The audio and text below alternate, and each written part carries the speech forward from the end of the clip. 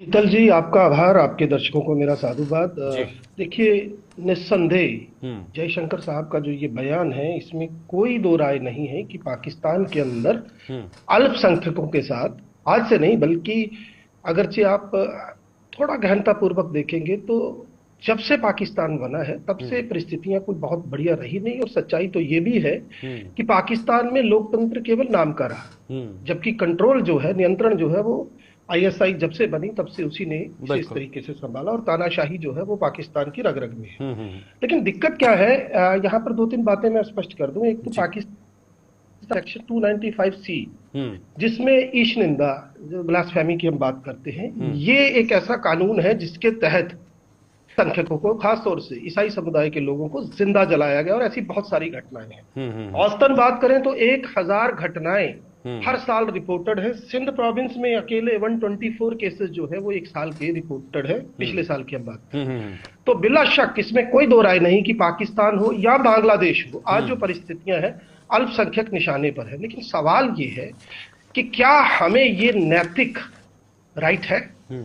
कि हम इस पर बात करें, खासतौर से तब जब देश के प्रधानमंत्री हम्म। मुसलमानों को घुसपैठिया बताएं, हम्म। जब उनके सबसे बड़े त्योहार ईद की छुट्टी को हम्म। भाजपा सरकार रद्द कर दे। हम्म। जब हम बड़ी गहनता से इस पर बात करते हैं तो हमें वो याद आते हैं तमाम किस्से, जब हम्म। बीफ के नाम पर किसी की हत्या हो जाती है, ठीक है। सजदे में झुके किसी मुसलमान पर लात और घूंसे बरसाए जाते हैं। हम्म।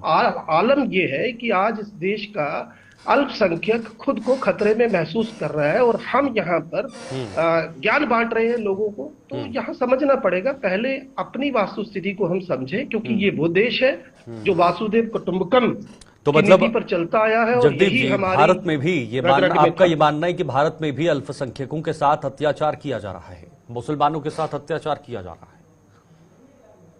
निश्चित तौर पर शीतल जी, जब बलात्कारियों के गलों में मालाएं डाली जाए और जब हम्म। बात की जाए तो बिल्किस की जगह शाहबानो का जिक्र उठाकर उसकी जस्टिफिकेशन की जाए, हम्म। जब जितने दुनिया भर के करप्ट नेता हैं उनको वो कमल ब्रांड में धोकर अपनी हम्म। पार्टी में गंगा नहा के ले आए और बताने की कोशिश ये करें कि उनसे बेहतर पार्टी कोई नहीं है, जब जुडिशरी पर सवाल हो, जब हम्म। का विधान पालिका और न्यायपालिका हम्म। सवालों की जद में हो, तो ऐसे लोकतंत्र के अंदर जो चार स्तंभों पर खड़ा था, पत्रकारिता की लेकिन तो जग वर्तमान विदित बात है, सरकार तो भारत ये कह रही आज है कहां कि खड़ा हम है। सबको साथ लेकर चल रहे हैं और जितना अल्पसंख्यक भारत में सुरक्षित है उतना अल्पसंख्यक किसी भी देश में सुरक्षित नहीं है। ये भारत सरकार दावा कर रही है साथ में चलने का, सबका साथ, सबका विकास और शीतल सबका जी, विश्वास। बड़ी विडंबना है जिस हम्म। देश के सर्वोच्च संवैधानिक पद पर बैठे हम्म। प्रधानमंत्री जब हम्म। एक समुदाय को घुसपैठिया बताए, मुसलमानों को मैं सीधा बोलता हूं, हम्म। या कहें कि उनको उनके कपड़ों से पहचाना जा सकता है, हम्म। जब इस तरीके की हेट स्पीचेस वगैरह, हेट स्पीचेस का आप आंकड़ा निकाले तो हम्म। होड़ लगी हुई है आज भाजपा में, नहीं, लेकिन भाजपा अगर के बांग्लादेश से मुख्यमंत्रियों में, कोई बड़े घुसपैठ नेताओं में। करके भारत आता है या पाकिस्तान से आता है तो उसको घुसपैठिया नहीं कहेंगे तो क्या कहेंगे सर? निश्चित तौर पर बिल्कुल हम्म। कहेंगे, लेकिन अगर आप उस संबोधन को याद करेंगे जो हम्म। बांसवाड़ा में दिया गया, तो वहां पर घुसपैठिया मुस्लिम समाज को कहा गया, हम्म। उनको नहीं जो दूसरे देशों से आए हैं। और देखिए, एक नैतिक जिम्मेदारी बनती है इतने बड़े संवैधानिक पद पर बैठते हुए, जब आप इस तरीके की बयानबाजी करते हैं, इतनी हम्म। हेट स्पीचेस देते हैं, और ऐसे एक नहीं दर्जनों उदाहरण है शीतल जी। हम्म। और स्थिति यह है कि आज इस देश का अल्पसंख्यक खुद को खतरे में महसूस कर रहा है, हम्म। लेकिन इससे पाकिस्तान में होने वाले अत्याचार को जस्टिफाई नहीं किया जा सकता। वो निश्चित तौर पर निंदनीय है, उसकी जितनी कड़ी भर्त्सना की जाए उतनी कम। ठीक है जी सर। शीतल जी, मैं बड़ी विनम्रता से पहले आपसे एक निवेदन कर दूं। मैंने बड़े संयम से सब कुछ सुना है और मैं चाहूंगा कि बीच में कोई इंटरप्ट ना बिल्कुल, करे, बोलिए और सर। मैं वैसा प्रवक्ता भी नहीं हूं। हम्म। मेरा सारा जीवन कैमरे के आगे व्यतीत हुआ है कि एंकर मना करे कि बस हो गया तो फिर भी बोले चले जाए। आप तो खुद रहे हैं तो सर। पहली तो बात ये जी। जी पहली तो बात ये कि जो गुप्ता साहब ने शब्द इस्तेमाल किया कि फूफा लगते हैं, तो मैं बड़े आदर के साथ उनको कहना चाहूं, हमारे संस्कार ऐसे नहीं है, घुसपैठिए हमारे फूफा नहीं लगते। लेकिन यहां पर सवाल था कि क्या भारत के अंदर अल्पसंख्यक जो है उनकी परिस्थितियां बेहतर हैं। यहां पर एक और साथी बैठे हैं, उन्होंने यशस्वी प्रधानमंत्री कहा। निश्चित तौर पर वो मेरे भी माननीय प्रधानमंत्री हैं, लेकिन क्या ये बताएंगे कि इन्हीं यशस्वी प्रधानमंत्री पर जब हम हिरन पांड्या हत्याकांड की बात करते हैं तब कोई जवाब आता है? क्या जब हम बात करते हैं शराबुद्दीन शेख और कौसर बी की जली हुई लाशों की, तब कोई जवाब आता है, या फिर हम बात करते हैं स्लूप गेट मामले की, तब कोई जवाब इनके पास है। आज मैं एक चीज बड़ी साफ कर दूं, दो बातों को एक साथ, और मुझे बड़ा अफसोस हुआ, मैं उस पर भी आऊंगा, लेकिन पहले बता दूं, ये दरअसल जो नया फीचर ग्रोक दिया ना एलन मस्क ने, इससे बड़ी पीड़ा है इनको। मैंने अभी सर्च किया, वो बता रहे हैं कि बांसवाड़ा में, मैं आपको बर्बेटेरियन पढ़ देता हूं क्या लिख रहे हैं।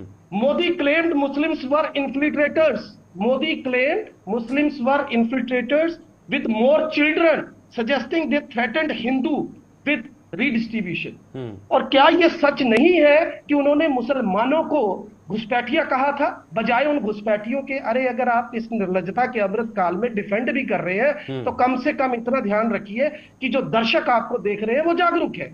और अब एक और बड़ी बात जो यहां पर कही गई कि वैमनस्यता जो है ये शुरू से चला है, हिंदू मुस्लिम के बीच में जो ये वैमनस्यता है ये चली आ रही। मैं पूछना चाहता हूं, 1857 में जब 5 लाख उलेमाओं ने इस देश के लिए शहादत दी, वो क्या था? जब मैं बात करना चाहता हूं यहां पर आपके सामने बताना चाहता हूं आपको कि जब हम भारत की आजादी की बात करते हैं तो मौलवी लियाकत अली से आप शुरू हो जाइए, राम प्रसाद बिस्मिल और अशफाक उल्ला खान की दोस्ती की मिसालें आज भी दी जाती हैं। आप ये कहकर कैसे उस आंदोलन के ऊपर सवाल खड़ा कर सकते हैं जिसमें इस देश का हर आदमी, हर नागरिक जो है उसने कहीं ना कहीं कोई ना कोई योगदान दिया। आज आपका ये कह देना कि वैमनस्यता तब से चली आ रही है, निश्चित तौर पर अंग्रेजों ने हमें बांटा, उन्होंने हिंदू मुसलमान के नाम पर सियासत की और वही आज हो रही, थोड़े चले गए, लेकिन ये जो भूरी चमड़ी वाले लोग हैं आज उसी पर सियासत कर रहे हैं। और इस तरीके का बयान देकर क्या साबित करना चाहती हैं ये लोग? सर, इतना मजबूत इतिहास जगदीप जी आपने वर्णन किया है मुसलमानों को लेकर और उनके योगदान को लेकर, उसके बाद भी आप कह रहे हैं कि वर्तमान में मुसलमान असुरक्षित है। अगर मुसलमान का इतना बुनियादी ढांचा मजबूत है तो कैसे वो असुरक्षित हुआ फिर वर्तमान में? शीतल जी, यही तो बात है, मैं वही तो बताने की कोशिश कर रहा हूं। अगर आप बराए मेहरबानी 2 मिनट में ये मेरी बात सुन ले। 63 हेट स्पीचेस दी है प्रधानमंत्री माननीय नरेंद्र मोदी ने 2024 में। अमित शाह साहब ने 100 हेट स्पीचेस। योगी आदित्यनाथ का अगर आप आंकड़ा निकाले तो वो भी 100 के पार है। बाकी नेताओं को छोड़ दीजिए।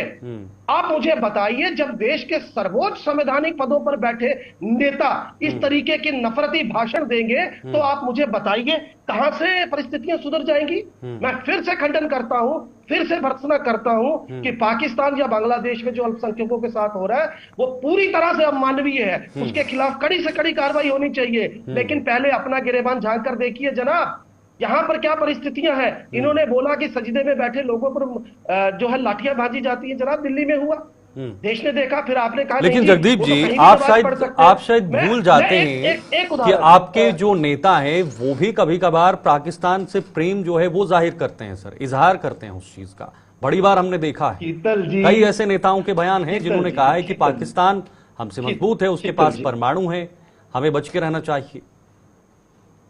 राहुल गांधी तो विदेश में जाकर भारत की कहीं ना कहीं वहां पर खिलियां उधेड़ते हैं सर। मैं बता रहा हूँ कांग्रेस में भी स्लीपिंग सेल्स हैं, इसमें कोई शक नहीं है। लेकिन एक बात मैं आपको यहाँ पर साफ कर दूं, फिर से साफ कर दूं। देखिए, यहाँ पर दो बातों को एक साथ लेकर हम बात ना करें। मैं एक उदाहरण देना चाहता हूँ। कहीं किसी गांव में, ये उत्तर प्रदेश की बात है, गणेश जी की प्रतिमा थी और वो जहां पर रखी गई थी वहां पर कोई मौसमी मार की वजह से वो ढांचा ध्वस्त हो गया। वहां के मुसलमानों ने कहा जनाब हमारी मस्जिद में ले आइए। अरे इस तरीके की मिसालें हैं। मेरी अपनी विधानसभा में हिंदू मुस्लिम एक दूसरे की शादी में जाते हैं। अरे कितना बांटेंगे आप इस देश को? और अगर हम पाकिस्तान की बात करते हैं तो कांग्रेस के नेतृत्व में इस देश की सेना ने पाकिस्तान का पेट फाड़कर बांग्लादेश पैदा किया था। ये क्यों भूल जाते हैं हम? 3 मरतबा पाकिस्तान को धूल चटाई है। ठीक है सर, ओके। पाकिस्तान को लेकर कांग्रेस पर इस तरीके की बातें करना, मैं जवाब